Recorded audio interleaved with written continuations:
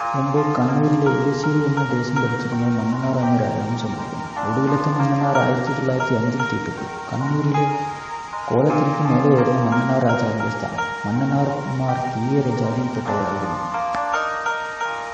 ചെറുത്തിൽ കോവലകം പട്ടോലയിൽ മന്നനാർമാരെ പറ്റി പറയുന്നുണ്ട്. ഭാർഗവരാമായണം എന്നൊരു ഗ്രന്ഥത്തിൽ ഇവരെ പറ്റി പറയുന്നുണ്ട്. ഈ ഗ്രന്ഥം ഇന്നും നിലവിലില്ലെങ്കിലും ഇതിന്റെ ഉള്ളടക്കം മറ്റു പല പുസ്തകങ്ങളിൽ നിന്നും ലഭ്യമാണ്. അതിൻ പ്രകാരം മന്നനാർമാർ വീതിഗോത്രന്മാരായിരുന്നു.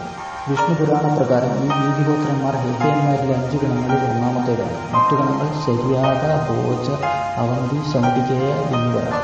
തീയ സമുദായക്കാർ ശൗണ്ടികന്മാർ എന്നും അറിയപ്പെട്ടു. ചേതിയായിരുന്നു ഇവരുടെ തലസ്ഥാനം. ഹേഹയന്മാരുടെ ഉത്ഭവം യദുവിൽ നിന്നാണ്. കാർത്തികവീരാർജുനനായിരുന്നു ഈ വംശത്തിലെ പ്രമുഖ രാജാവ്. പരശുരാമനുമായുണ്ടായ യുദ്ധത്തിൽ കാർത്തികവീരാർജുനൻ വധിക്കപ്പെടുകയായിരുന്നു.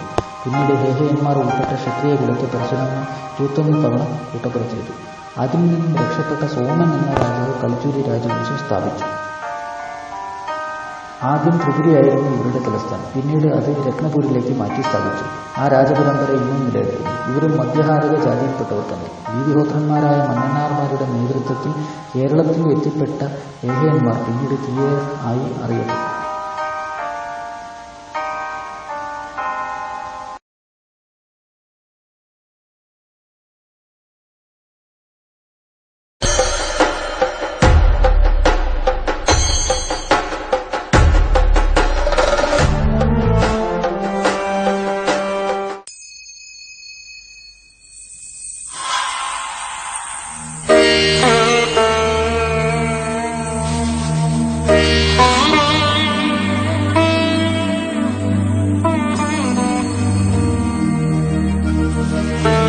ചരിത്രത്താളുകളിലൊന്നും കാണാത്ത ഒരു രാജവംശത്തിന്റെ ശേഷിപ്പുകൾ ഇന്നും വടക്കേ മലബാറിലെ മലയോര ഗ്രാമമായ ഇരുവേശിയിലുണ്ട്.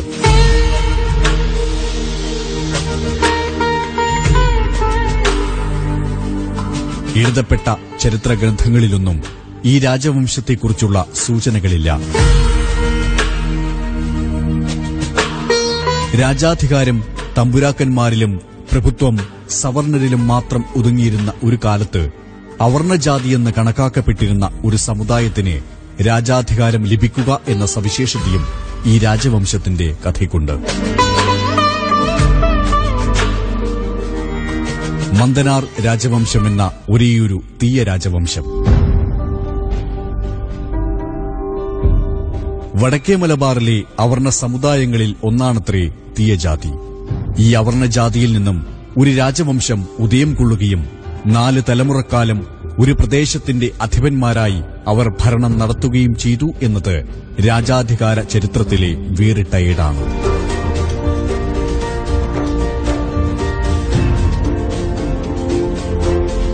തദ്ദേശീയരുടെ ഓർമ്മകളിലൂടെ വാമൊഴിയായി പകർന്നു കിട്ടിയ വിവരങ്ങളാണ് മന്ദനാർ രാജവംശത്തെക്കുറിച്ചുള്ളത്. നാട്ടുപുരാവൃത്തങ്ങളിലും തെയ്യത്തോറ്റങ്ങളിലും കാണുന്ന പരാമർശങ്ങൾ ഈ ചരിത്ര വസ്തുതകളെ ബലപ്പെടുത്തുന്നു.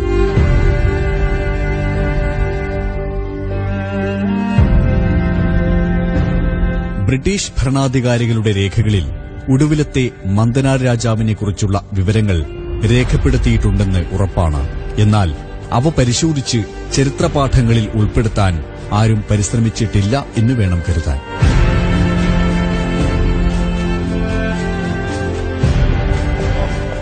നമ്മൾ കേരള ചരിത്രത്തോട് താരതമ്യപ്പെടുത്തുമ്പം വടക്കൻ കേരളത്തിന് ചരിത്രമില്ല എന്ന് തന്നെ പറയേണ്ടി വരും.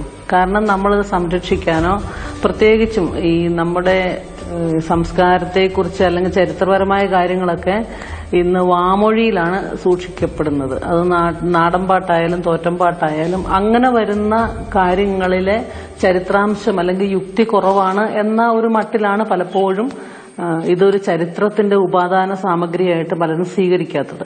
അതുകൊണ്ട് തന്നെ ഇവിടുത്തെ ചരിത്രത്തെക്കുറിച്ചിട്ടുള്ള ധാരണകൾ അല്ലെങ്കിൽ കുഴിച്ചു മൂടുന്ന ചരിത്രമാണ് ഇവിടെ ഉള്ളത് എന്ന് നമുക്ക് പറയാം. കോലത്തിരി രാജാക്കന്മാരുടെ അധീനതയിലായിരുന്ന ഇരുവേശിയായിരുന്നു മന്ദനാർ രാജവംശത്തിന്റെ ആസ്ഥാനം.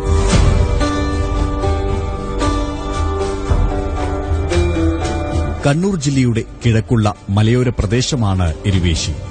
ഇരുവേശിപ്പുഴയുടെ തീരത്ത് മൂത്തേടത്ത് അരമന എന്ന പേരിൽ മന്ദനാരുടെ കൊട്ടാരം നിലനിന്ന സ്ഥലവും കൊട്ടാരത്തിന്റെ അവശിഷ്ടങ്ങളും ഇന്നും കാണാം.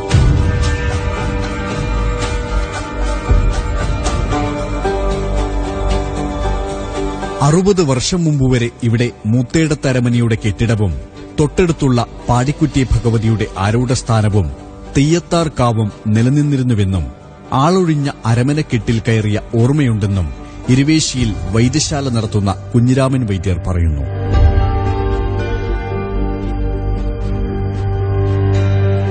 ഞാൻ താമസിച്ചത് ഈ മന്നനാർ അരമനന്റെ തൊട്ടടുത്താണ് ഞാൻ ചെറുപ്പകാലത്ത് താമസിച്ചത്. അപ്പോൾ അവിടെ ചെറുപ്പത്തിൽ ഇവിടെ പോയി അരമന പോയിട്ടുണ്ട്. 2 നില കെട്ടിടം, ഈ പാടിക്കുറ്റി ക്ഷേത്രം അവിടെ ഉണ്ടായിരുന്നു. ഈ 2ാമത്തെ നിലയിൽ ഞാൻ കയറി പോയിട്ടുണ്ട്. 2ാമത്തെ നിലയിൽ അപ്പോൾ അവിടെ നല്ല കുമ്മായൊക്കെ ഇട്ട് നല്ല റൂമാണ്.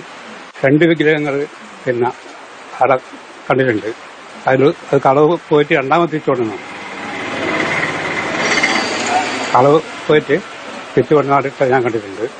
അതുപോലെ തന്നെ വലിയ കുടവാള് ആ ഭിത്തിക്ക് കയറി വെച്ചിട്ടുണ്ട്. അതുപോലെ തന്നെ പാടിക്കുറ്റി അമ്പലം ഏരിച്ചാണെങ്കിലും ആദ്യം ഈ അരമനക്ക് തന്നെയാണ് പാടിക്കുറ്റി അമ്പലം. ഈ അമ്പലത്തിന് ചുറ്റും ധാരാളം വാളുകൾ, ആയുധങ്ങൾ അവിടെ സൂക്ഷിച്ച് ഞാൻ കണ്ടിട്ടുണ്ട്. ഇരുവേശി മുതൽ വൈതൽമല വരെയുള്ള അരമനക്കാട് ഭരിച്ച മന്ദനാർ രാജാക്കന്മാരുടെ ഉത്ഭവകഥയ്ക്ക് അധികം പഴക്കമില്ല. 17ാം നൂറ്റാണ്ടിന്റെ അവസാനമോ 18ാം നൂറ്റാണ്ടിന്റെ തുടക്കത്തിലോ ആകാം ആ ചരിത്രം. ആദ്യത്തെ 3 മന്ദനാർമാരെ പറ്റിയുള്ള ചരിത്ര തെളിവുകളൊന്നും ഇന്ന് ലഭ്യമല്ല. എന്നാൽ 4ാമത്തെയും അവസാനത്തെയും മന്ദനാരായ കുഞ്ഞിക്കേളപ്പൻ മന്ദനാരെ പറ്റിയുള്ള കഥകൾ ഇന്നും പ്രചാരത്തിലുണ്ട്. കുഞ്ഞിക്കേളപ്പൻ മന്ദനാരുടെ ഭാര്യയുടെ പേര് ചീരു എന്നായിരുന്നു. ചീരുവിന്റെ മകളുടെ പേര് പാറു എന്നും പാറുവിന്റെ മകളുടെ പേര് ലക്ഷ്മി എന്നുമായിരുന്നു. ലക്ഷ്മിയുടെ മകനായ ജയരാജൻ തലശ്ശേരിക്കടുത്ത് പൊന്നത്ത് താമസിക്കുന്നു. അതായത് അവസാനത്തെ മന്ദനാരുടെ 4ാം തലമുറ. മന്ദനാരുടെ താവഴിയിലുള്ള നിരവധി കുടുംബങ്ങൾ ഇന്നും ഇരുവേശി, കുടിയാൻമല മേഖലയിലുണ്ട്. അവരിൽ ഒരാളാണ് കുടിയാട്ടുവളപ്പിൽ UK ബാലൻ. 3ാമത്തെ മന്ദനാർ ഈ രാജവംശത്തിന് ചിറക്കൽ കോവിലകത്തെന്ന പോലെ 5 കുറുവാഴ്ച ഏർപ്പെടുത്തി. അതോടെ മന്ദനാർക്ക് അരമനയ്ക്കൽ വാഴുന്നോർ എന്ന സ്ഥാനപ്പേരും ലഭിച്ചു. മൂത്തേടത്തരമന, ഇളയേടത്തരമന, പുതിയോടത്തരമന, മുണ്ടായ അരമന, കൂരാരി അരമന എന്നിങ്ങനെ മന്ദനാർ കുടുംബക്കാർക്ക് താമസിക്കാൻ ഇരുവേശിപ്പുഴയ്ക്ക് അക്കരിയും ഇക്കരിയുമായി 5 അരമനകൾ ഉണ്ടായി. ചിറക്കൽ കോവിലകം രേഖകളിൽ ഇവ മന്ദനാർപ്പാടി എന്ന പേരിൽ അറിയപ്പെടുന്നു. 1847 അവസാനത്തെ മന്ദനാരായ കുഞ്ഞിക്കേളപ്പന്റെ ജനനം. 18ാം വയസ്സിൽ കുഞ്ഞിക്കേളപ്പൻ മന്ദനാരായി സ്ഥാനമേറ്റു. മന്ദനാര് ഹിന്ദുവാണെങ്കിൽ തന്നെ മറ്റ് മതവിഭാഗക്കാരോടും അദ്ദേഹം വളരെയേറെ താല്പര്യം കാണിച്ചിരുന്നു. മതസൗഹാർദ്ദം നിലനിർത്തിയിരുന്നു. ആ കാലത്ത് ക്രിസ്ത്യാനികളിവിടെ കുടിയേറി പാർത്തിരിക്കുന്ന സമയമല്ലല്ലോ. ഏകദേശം ഒരു 40-50 കാലഘട്ടത്തോടും കൂടി അല്ലെങ്കിൽ 50-ന് ശേഷമാണ് ഇവിടെ സെറ്റിൽമെന്റ് വന്നത്. അപ്പോൾ മുസ്ലിങ്ങളുണ്ടായിരുന്നു. അപ്പോൾ ഒരു ദിവസം ഒരു പാവപ്പെട്ട മുസ്ലിം സ്ത്രീ മന്ദനാരോട് പോയിട്ട് ഇങ്ങനെ എനിക്ക് അല്പം സ്ഥലം വേണം വീട് വെക്കാമെന്ന് പറഞ്ഞപ്പോൾ മന്ദനാര് അന്നത്തെ ഒരു അളവ് ഇതുണ്ടായിരുന്നു, ഒരു രീതി. ഒരു കിണ്ടിയിൽ വെള്ളം കൊടുക്കും. ആ കിണ്ടിയിൽ വെള്ളം തീരുന്നവരെ ഇങ്ങനെ എത്രമാത്രം അവർക്കത് കൊണ്ട് നടക്കാൻ പറ്റുമോ, വെള്ളം ഒഴിച്ചുകൊണ്ട് ഇങ്ങനെ നടക്കാൻ പറ്റുമോ അത്രമാത്രം, എത്രയും ഒഴിക്കാൻ പറ്റുമോ അത്രയും സ്ഥലം അവർക്ക് കൊടുക്കും. അങ്ങനെ ഒരു സ്ഥലം അങ്ങനെ മന്ദനാര് അവർക്ക് കൊടുക്കുകയും ആ സ്ഥലത്തിന് ഇപ്പോഴും നീർവീഴ്ത്തിയ പറമ്പ് എന്ന് പേരുണ്ട്. ആ പറമ്പ് ഇപ്പോൾ ഇവിടെയുണ്ട്. ഇപ്പോഴും അതങ്ങനെ അറിയപ്പെടുന്നത് നീർവീഴ്ത്തിയ പറമ്പ് എന്ന്. മന്ദനാർ കുടുംബം ഏറ്റവുമധികം സമ്പത്ത് നേടുന്നത് 4ാമത്തെ മന്ദനാരുടെ കാലത്താണത്രേ.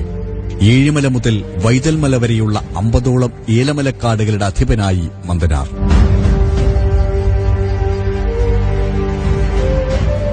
ടൺ കണക്കിന് ഏലം മദ്രാസിലെത്തിച്ച് സ്വർണം വാങ്ങിക്കൂട്ടുകയാണത്രേ അദ്ദേഹം ചെയ്തത്. വനം കൃഷിയായിരുന്നു പ്രധാനമായിട്ടുണ്ടായിരുന്നത്.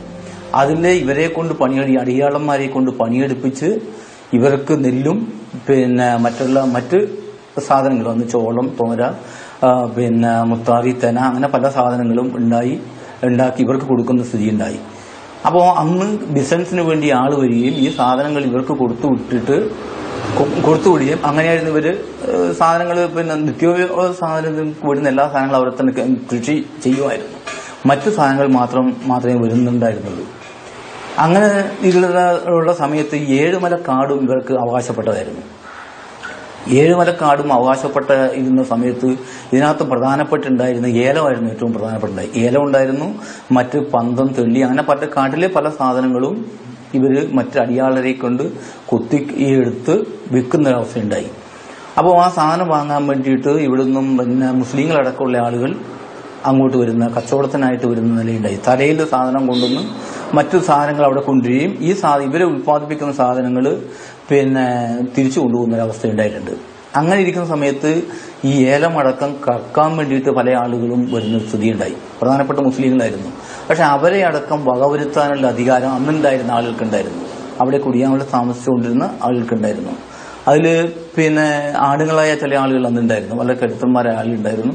പക്ഷെ അവരെ അടക്കം പിന്നീട് ഇവിടുന്നും ചില ഈ കള്ളന്മാരായ ആളുകൾ, ഏലം മോഷ്ടിക്കാൻ വരുന്ന ആളുകൾ വകവരുത്തുന്ന ഒരു നിലയുണ്ടായി.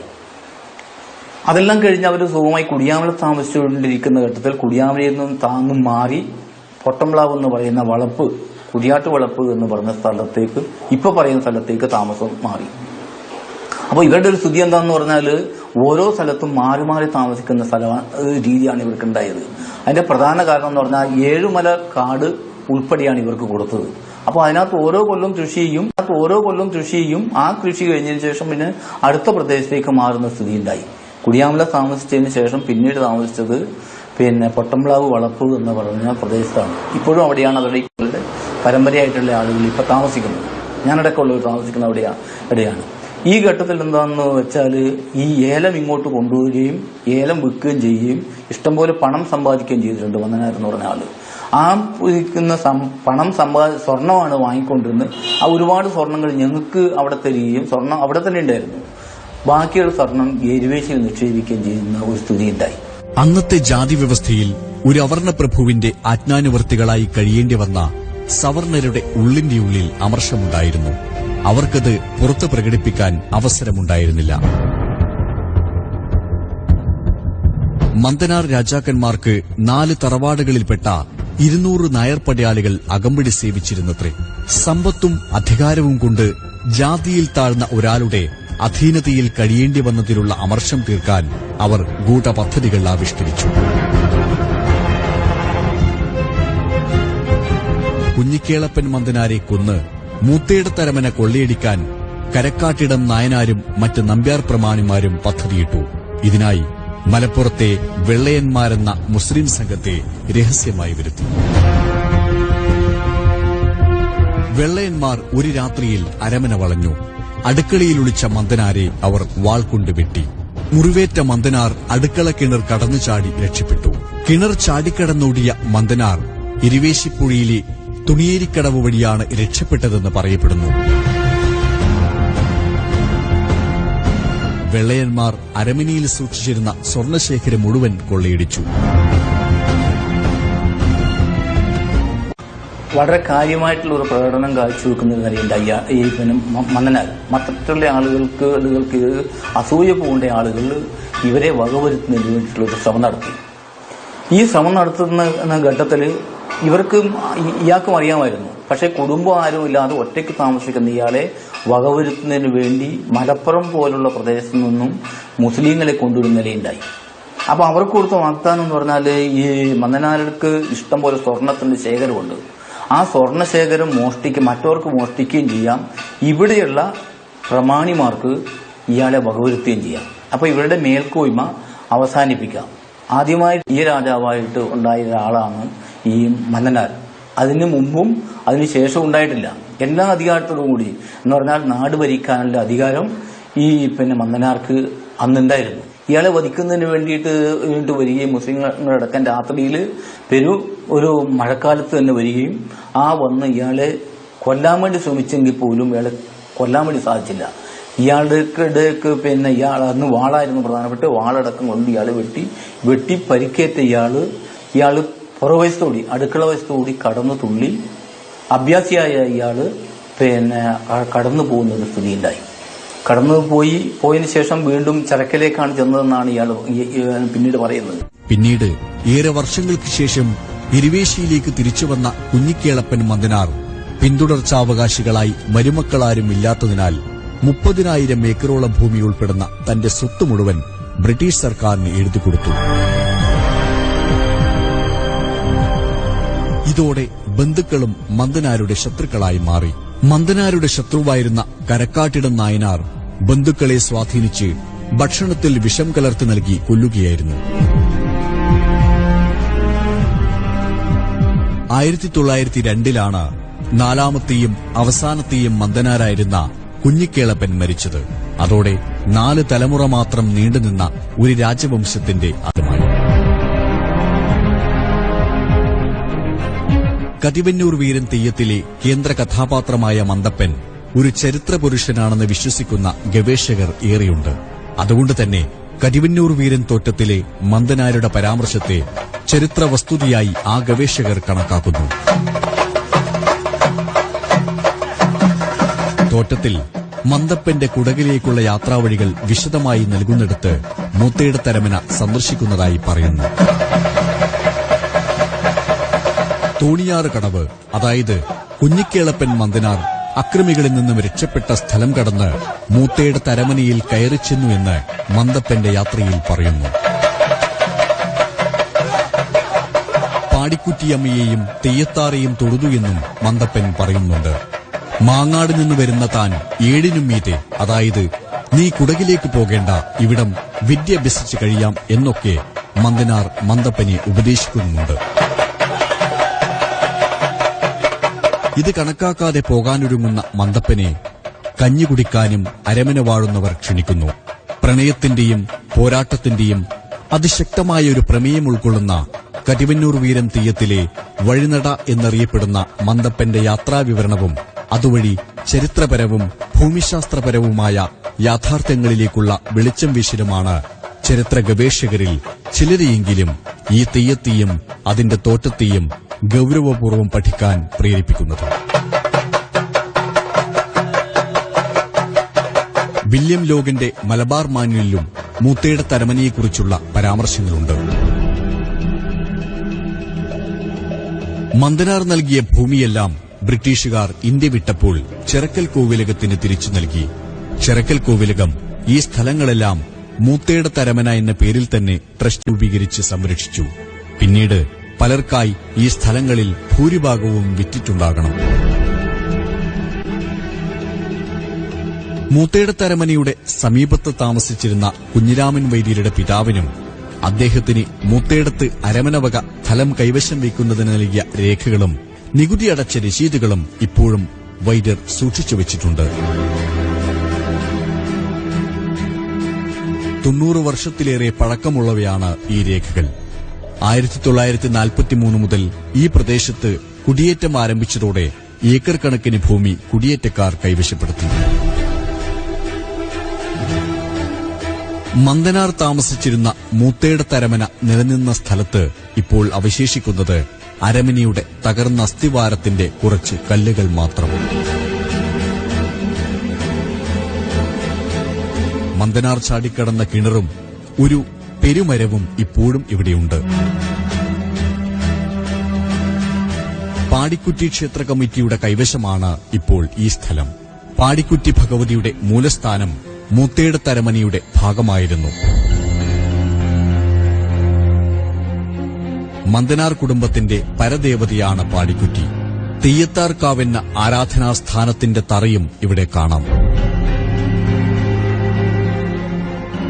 ഇന്നത്തെ മന്ദനാർപാടിയുടെ അവസ്ഥ ഇപ്പോൾ ചില അവശിഷ്ടങ്ങൾ മാത്രമാണ് നമുക്ക് കാണാൻ പറ്റുന്നത്. 2 മടപ്പുരകളും മന്ദനാർപാടി എന്ന തകർന്ന് നശിച്ചുപോയ ഒരു കൊട്ടാരത്തിന്റെ അവശിഷ്ടങ്ങളും.